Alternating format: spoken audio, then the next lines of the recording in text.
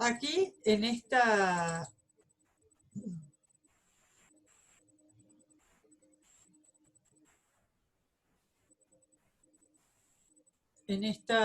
diapositiva que les muestro, viene lo fuerte, que sería, bueno, ¿cómo calculamos entonces la tasa de filtración glomerular a partir de conocer un clearance? Y está acá, donde dice, la tasa de filtración va a ser estimada a partir del clearance de la sustancia, sea la inulina o, como usamos normalmente, la creatinina. Vemos cómo se excreta la creati, ¿sí? Y a eso lo dividimos por la concentración de la creatinina en el plasma. Esto, en una sustancia que ultrafiltra, no se reabsorbe y no se secreta, tiene que dar aproximadamente cerca de 1. Pero tienen pequeñas variantes, entonces acá diríamos que esto, la tasa de excreción sobre la concentración que trae en el plasma, que lo verificaríamos a través del plasma justamente, nos daría el clearance de la inulina o de la creatina. Entonces, en ese caso, la tasa de filtración glomerular es igual al clearance de la creatina, porque es una sustancia que se libera totalmente, se excreta totalmente. Acá antes lo único que les está diciendo es que lo que se haya filtrado en general de una sustancia X va a ser entonces la concentración que encontramos en el plasma por la tasa de filtrado glomerular. Bueno, entonces avanzamos y decimos ecuaciones que vamos a usar básicas en lo que es renal. Ustedes esto lo van a ver mucho mejor en análisis clínico. La famosa excreción igual a filtración menos reabsorción más secreción. Lo que se filtra de una sustancia va a ser igual a su concentración en plasma por la tasa de filtrado glomerular. El aclaramiento o clearance de una sustancia es la tasa a la que se excreta en miligramos por minuto sobre la concentración que tenía en el plasma, que va a ser en miligramos por mililitro de plasma. Por mililitro de plasma. Y la concentración, o cuando la concentración en el plasma de una sustancia es igual a su umbral renal, entonces se reabsorbe de esa sustancia a lo que sabemos de la velocidad máxima de transporte. Eso es todo lo que resume lo que estuvimos viendo de ecuaciones y demás. Esta, antes que la veamos, vamos a jugar, si le entendemos, a la ecuación de la excreción. Entonces, por ejemplo, si una sustancia no se reabsorbe, no se secreta, la excreción va a ser igual a ¿qué? A la concentración inicial en el plasma. Es lo que acabamos de ver con creatinina. Pero en cambio, si una sustancia se ultrafiltra totalmente a nivel glomérulo y se reabsorbe el 50% y no se secreta, entonces yo en la orina tengo que encontrar en el mismo volumen que considere del plasma la mitad de la sustancia, ¿sí? Obviamente que en un tiempo acotado, porque a la larga, si le doy más tiempo, la va a terminar de eliminar, ¿no es cierto? Bueno, y en ese sentido es que trabaja esta placa cuando nos dice cualquier sustancia X que filtre, o sea, ya puso de condición que ultrafiltra en el glomérulo. Si se filtra más de lo que se excreta, ¿qué nos está diciendo? ¿Dónde está lo que nos falta? Se filtró, fue por todos los túbulos y encontramos que sale menos, o sea, la tasa de excreción es menor. ¿Dónde está lo que nos falta de la sustancia? Y se volvió a reabsorber.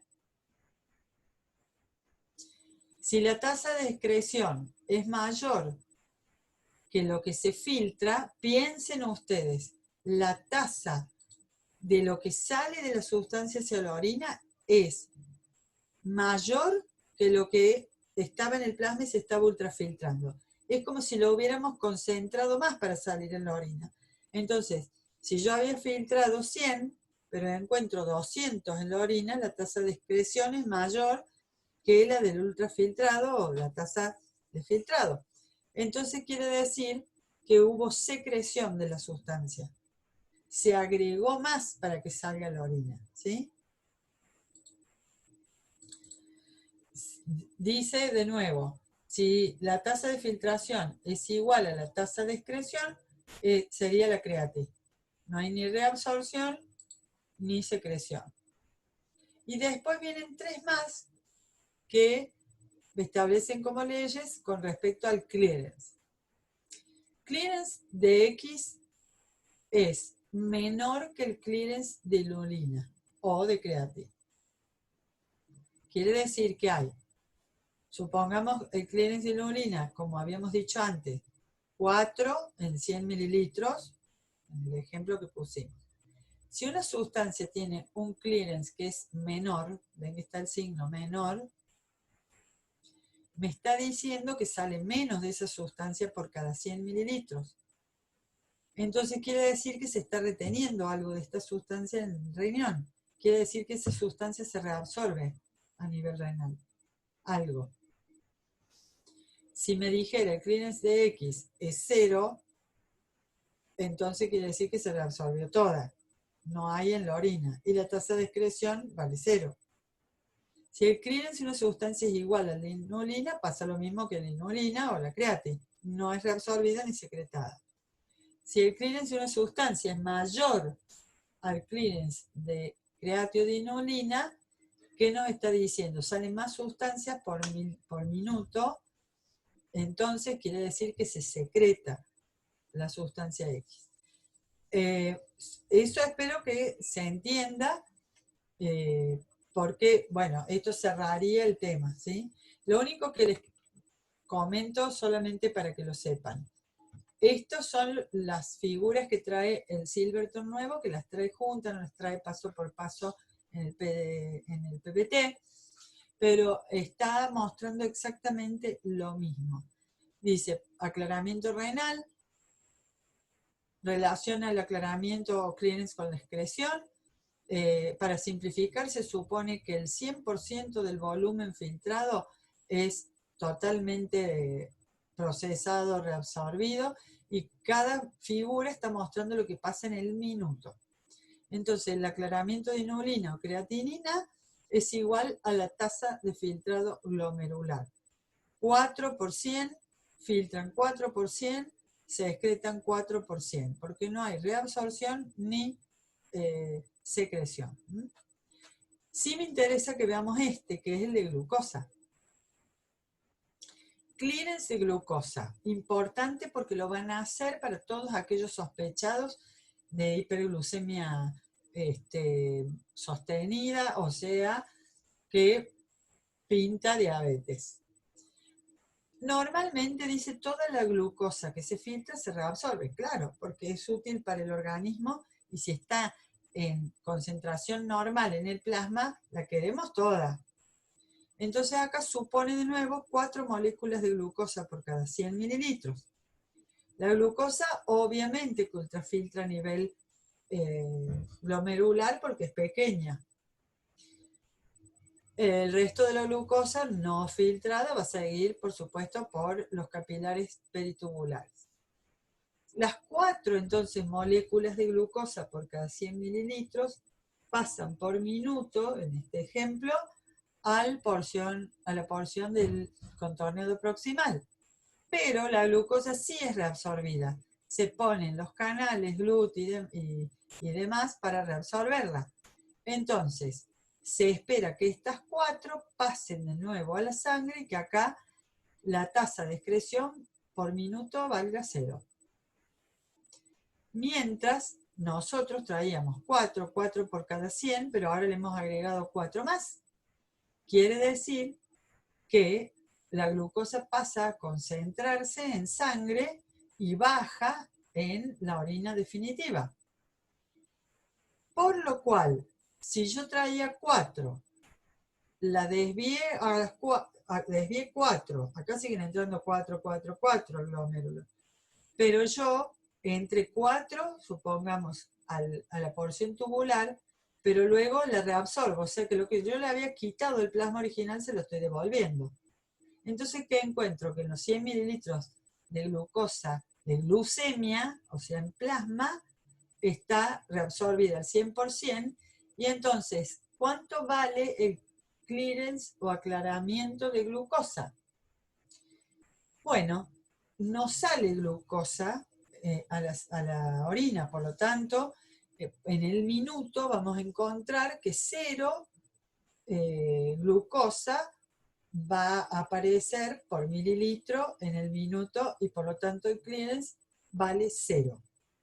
¿Qué clearance? El clearance homeostático y normal. A ver, acá, ¿no?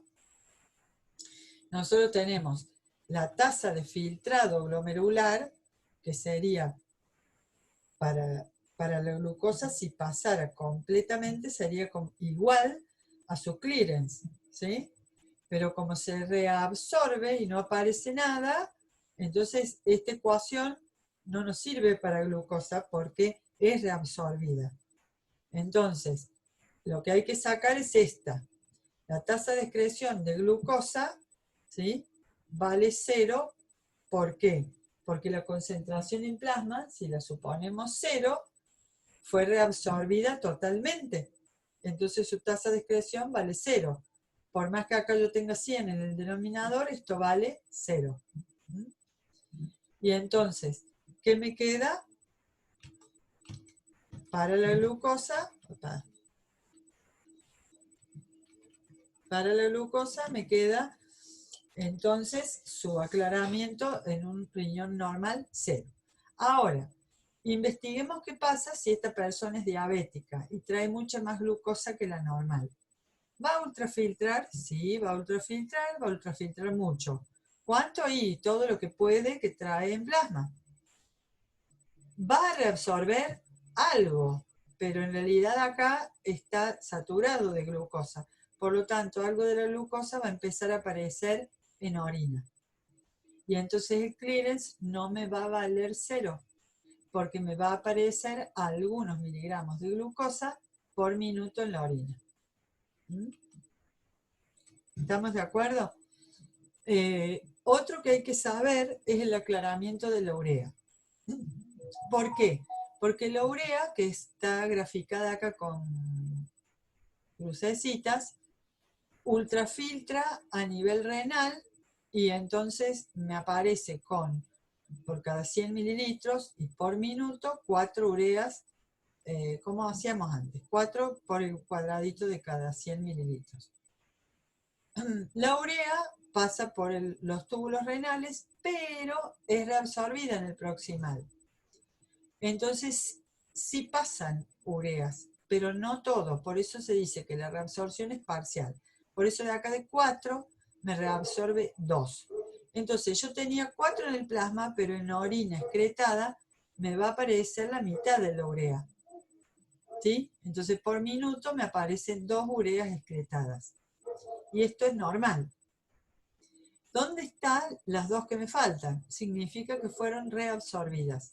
Siguió su gradiente y pasivamente pasó a la sangre o al medio interno de nuevo. Entonces, ¿vale 0 el aclaramiento del clearance de urea?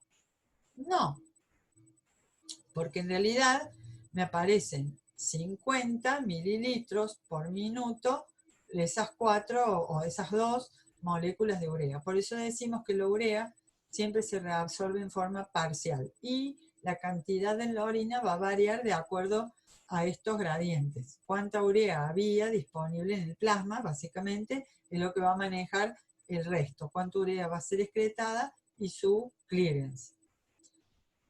Y hay un caso último que analiza Silverton, que es el de un antibiótico, que es la penicilina. porque tiene características también particulares y representa todas las sustancias que se comportan como la penicilina. Dice, la penicilina es un ejemplo que tiene secreción neta, cosa que no pasaba con la urea y la glucosa. Dice, venimos en el plasma, 4 moléculas de penicilina por 100 entran, entonces 100 mililitros por minuto es la tasa de filtración acá. Las 4 moléculas pasan por el túbulo, pero resulta que las células de los capilares que ya han tenido la penicilina circulando, porque la penicilina tiene un rango, digamos, de acción calculado para actuar como antibiótico que cae a las 8 horas, por eso hay que tomar cada 8 horas. El máximo entonces está entre 3 y 5 o 6 horas circulando. Entonces, ¿qué hacen? Los endotelios de los vasos a la penicilina, una vez que la pescan, la secretan para sacarla del medio interno, entonces la secretan hacia la orina. ¿Cuánto? Y una cantidad parcial. Entonces acá, al revés que la urea, secretamos 2, entonces, ¿cuánta penicilina va a aparecer en sangre? ¿4? No, 4 más la secretada. Entonces se excreta, mucho más penicilina que la que había en el plasma. 6 penicilinas en vez de 4 por cada 100 mililitros por minuto. Entonces, ¿es reabsorbida? No. Entonces, ¿cuánto es el clearance o aclaramiento de la penicilina? Hay que calcular entonces que de los 100 mililitros que depurábamos el total, ahora vamos a necesitar más que 100 mililitros en el minuto para limpiar la penicilina. Entonces, el clearance vale 150 mililitros por minuto en vez de 100.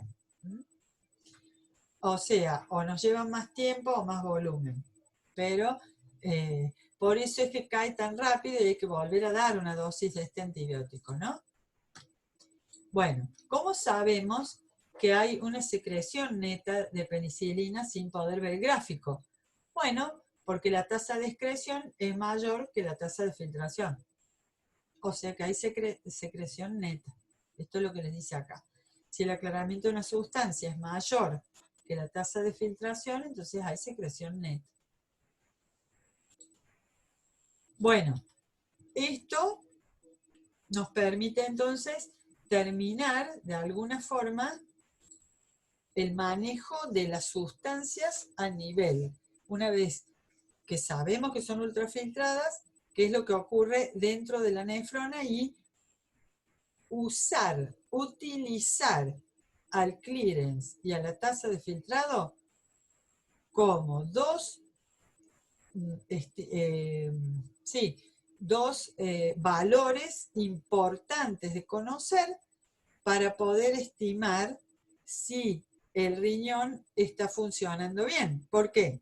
Porque yo sabiendo cómo tienen que ser los clearance y cuánto volumen está filtrando la persona, que sería su diuresis, y la muestra que yo voy a analizar es un volumen conocido, yo puedo saber si está reteniendo, reabsorbiendo la sustancia, si me la está deplecionando el organismo, o sea, me la está sacando por orina, secretando y así aumentando más la salida o excreción de esa sustancia, y cuando deben ser totalmente reabsorbidas como vitaminas, aminoácidos, hormonas y demás, saber si aparecen en orina, ya tenemos una situación rara, por lo menos patológica, si lo comprobamos y el médico o profesional a cargo indica que ya hay patología. Pero además, que no es poco, también me sirve para controlar iones. Ustedes vieron ya con Federico el tema del balance de cloruro y demás. Si yo encuentro más cloruro en la orina, tengo que saber cuánto del parcial que me puedo encontrar en orina, más o menos, si estoy en rango. Y si estoy arriba de rango, se está secretando cloruro, se lo está sacando, la palabra sería rechazando el cloruro y saliendo por orina. Y esto es bastante serio. En la placa con la que empezamos esto decíamos controlar los aniones como el cloruro, ¿sí?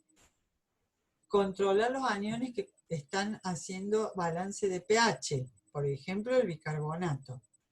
Y controlar protones. ¿Cuáles eran? Fundamental el potasio. ¿Qué pasa si yo encuentro que una persona me hace un clearance alto de potasio? Me pierde potasio por la orina, me pierde potasio por la orina.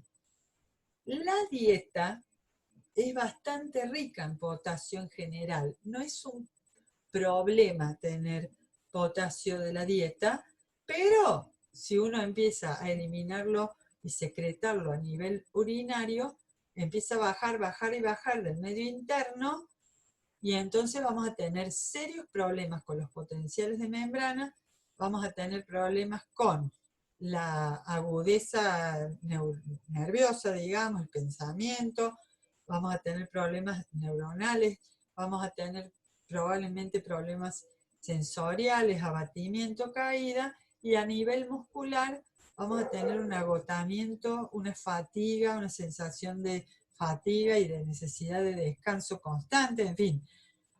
Y ni les digo del protón, porque si pierdo protón se me va a alcalinizar quizás por arriba de la máxima del rango el medio, y entonces ya empezamos a tener problemas con pH, que es tener problemas con enzimas, que es tener problemas también en general con, bueno, la oxigenación y un montón de cosas que vamos a ver en el respiratorio. Si hay cambios de pH, va a haber cambios en la función renal y va a haber cambios en lo respiratorio, porque los dos sistemas, el respiratorio y el renal, son los que más contribuyen a controlar el pH para controlar que el metabolismo sea normal, que la función nerviosa sea normal, que el latido cardíaco y el funcionamiento muscular sean normales. Muy bien. Entonces, ahora sí, pasamos a lo que es el tema micción. Porque no lo vieron, ¿verdad?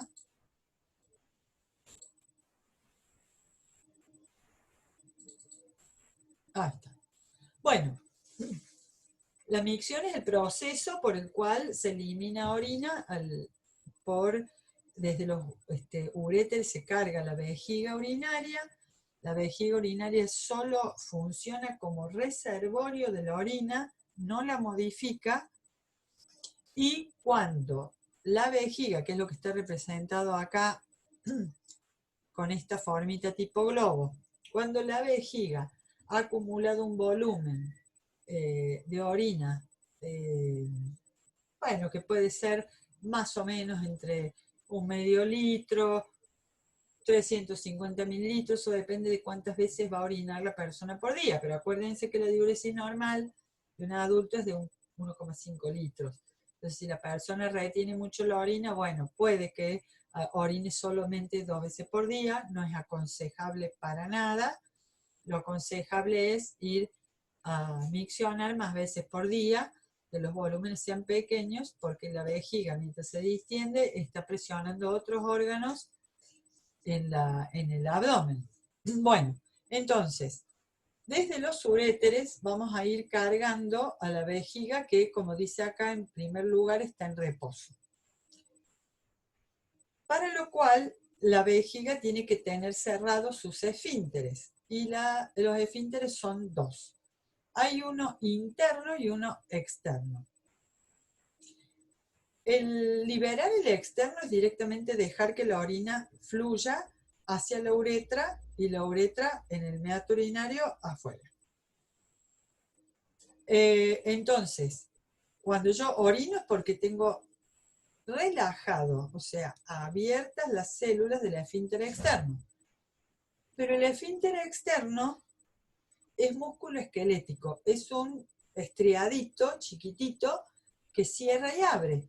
Y por ser estriado, está bajo el control del nervioso voluntario o somático. O sea que hasta la mayor parte de las veces uno voluntariamente dice, libero mi orina y hago micción. sea, uno sabe cuándo está yendo a orinar y dejando que la orina fluya. Eso es por el esfínter externo. El esfínter interno, al ser de músculo liso, está normalmente, obviamente, bajo el control vegetativo, está bajo el control vegetativo simpático que lo mantiene contraído en tono muscular, horas, contraído, o sea, cerrado. ¿Desde dónde buscamos quién está motorizando el cierre de los esfínteres?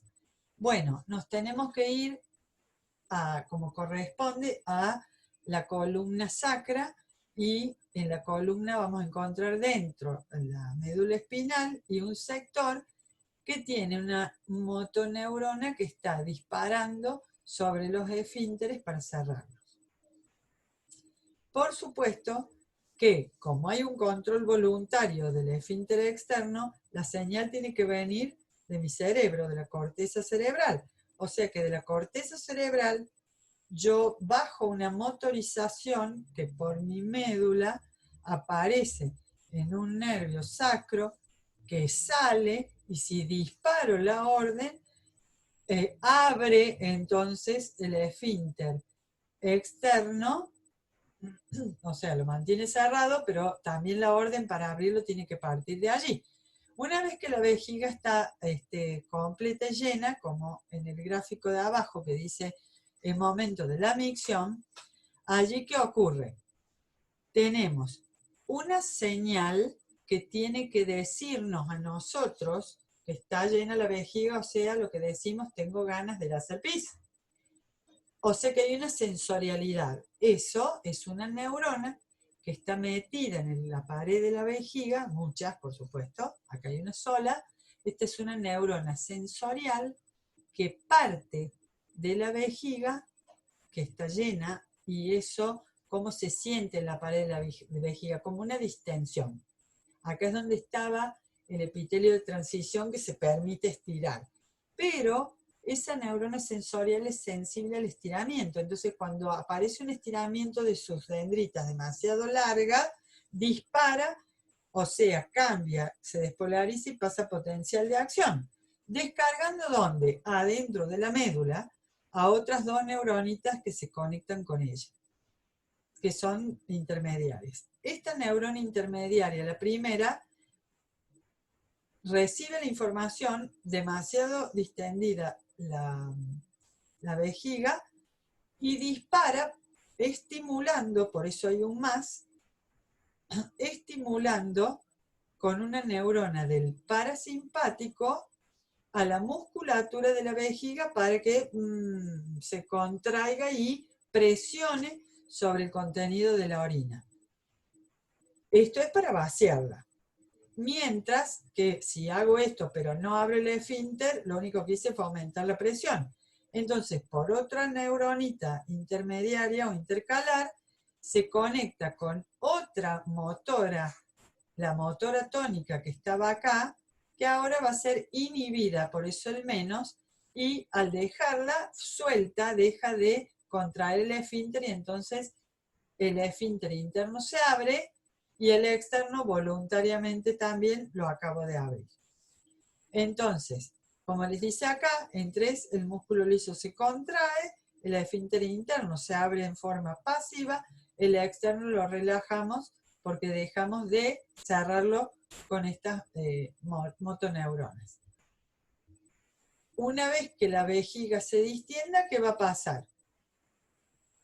Al haber achicado su tamaño, ya no hay distensión en la pared. Se vuelve a hacer pequeña. Se vació. Al no haber distensión, deja de disparar la neurona sensorial, indicando de que la vejiga está llena, porque ya no está llena. Eso para los reflejos que vienen, o sea, yo ya no siento ganas de orinar, o sea que voluntariamente vuelvo a dejar de inhibir eso, se cierra el esfínter externo, yo terminé de miccionar, no hay más ganas de evacuar, y por supuesto que vuelve a llenarse la vejiga y así sucesivamente. Bueno, en el chat, ¿hay algo que me quieran preguntar hasta acá? ¿Dudas? Entonces,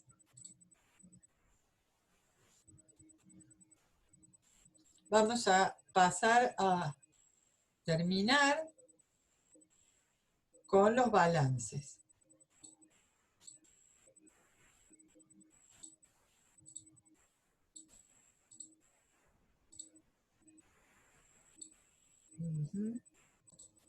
La cantidad de micciones por día.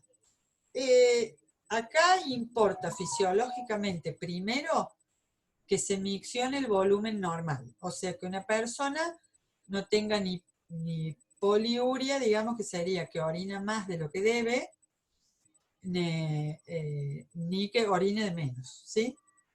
O sea que esté alrededor del 1,5 litros de diuresis de agua. Hay personas que toman muy poco líquido, por lo tanto nunca llegan a esos valores y, bueno, el médico en la anamnesis, el urólogo, la uróloga les van a preguntar y van a mandar al laboratorio justamente por la sospecha a ver cuán concentrada es su orina. Si sacamos de lado que la diuresis sea normal o normal para lo que hace esa persona, hay personas que toman 2 litros y pico de agua por día, entonces la diuresis es mayor. No se aconseja tampoco que se tome en extremo demasiado líquido, porque si no lavamos el medio interno. ¿Qué quiere decir lavamos? Diluimos tanto que por las reabsorciones obligadas y las excreciones obligadas, vamos a perder, en este caso excreciones obligadas, vamos a perder sales. Vamos a perder potasio, vamos a perder sodio y vamos a comenzar a tener problemas. Digamos que una persona normalmente puede tomar hasta, no sé, 2,5 litros, 3 en días de calor y está bien. No se aconseja que tomen poca agua. ¿Por qué? Porque forzamos el trabajo de bombeos y gasto de energía del riñón, desgastamos el riñón. Necesitamos que la persona disponga de la volemia del agua, del equilibrio de agua, y usted va a decir, pero yo tomo 2 litros de mate. Estás haciendo trabajar el riñón con las excreciones de absorción. En cambio, el agua, nunca vas a tomar agua pura, ni deberías tomar tampoco destilada, pero el agua común que nosotros bebemos tiene siempre una cantidad de sales y iones, siempre. Y eso el riñón lo sabe manejar muy bien. El agua destilada lo obliga a trabajar con las reabsorciones activas de iones, porque los iones tienden a irse en el agua destilada siguiendo un gradiente de concentración, obviamente. Entonces lo ideal es tomar todos los mates, limonadas que quieran, bla, bla, bla, bla, bla, bla, pero ingerir agua sola, agua de tomar, de beber. En cuanto a la frecuencia de la micción, se aconseja que sean más frecuentes que menos frecuentes. Sobre todo, en la mujer tiene una frecuencia un poco más alta de micción. Y ni hablar en el embarazo, porque el útero, que está como dobladito así, ¿sí?, está arriba de la vejiga. Entonces, cuando la mujer tiene inflamaciones menstruales o está embarazada, la primera que es aplastada es la vejiga, a la cual le cuesta más distenderse, y obviamente que con menor volumen ya las neuronas disparan, queremos orinar. Entonces la embarazada va y hace poquito y a cada rato. Cuando uno tiene una inflamación abdominal, va poquito y a cada rato, porque impide, digamos, el aumento, el reservorio de un mayor volumen, ¿no? El ir más frecuentemente también a miccionar evita que haya remansos de orina. Cuando nuestras dietas son muy ricas en carnes, ya ha habido aminoácidos y demás, hay elementos de la putrefacción de la carne, porque no toda puede ser digerida, la digestión nuestra de la carne es lenta, Entonces esas toxinas y todo hacen que la orina sea un poco más oscurita, turbia, a veces uno ve un poquito más espumosa. Esas orinas deben descargarse más frecuentemente, porque puede que si estoy con un inmunológico medio flojo y alguna otra cosa, bueno, me agarre una infección urinaria baja, o sea, de vejiga para abajo. La infección urinaria baja es tratable, es más fácil. La infección urinaria alta es embromada, porque estamos diciendo que ¿quién está infectado? El riñón. Y en la pielonefritis está infectado a nivel de los corteza, o sea, corpúsculos y proximales. Entonces ahí está más grave la cuestión. Vamos a ir en el chat. Dice, sí, me quedan 2 minutos, así que vamos a conectarnos a las 19:05 más o menos para no fallarles. Sí, en la diarrea se pierde mucho líquido, en mucho vómito se pierde mucho líquido. Cuando, bueno, se toman muchos diuréticos o bebidas alcohólicas diuréticas, todo eso es problemático. Dice Miguel, no hay un tiempo normal de micción ya que depende de la ingesta de agua. Sí. De la necesidad del organismo para retenerla. Sí. De la cantidad de sales también ingeridas. Guarda. Por el otro lado está la capacidad voluntaria de retener la orina, por lo que eso es cierto, por eso hay que educar a todos a que miccionen más seguido y no anden, ay, es que hace 1 hora que estoy reteniendo para ir al baño. No, eso es malísimo. Pero en una estimación estándar deberías miccionar cada 3 horas aproximadamente. Es. Sí, sí, sí, por eso, mientras más seguido, mejor.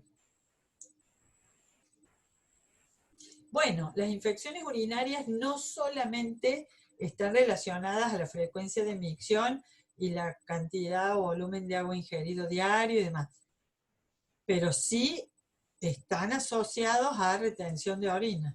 ¿Sí?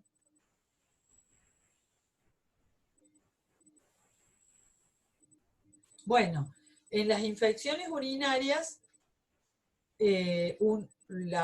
digamos, la orden de ir a miccionar más seguido tiene que ver con las toxinas bacterianas y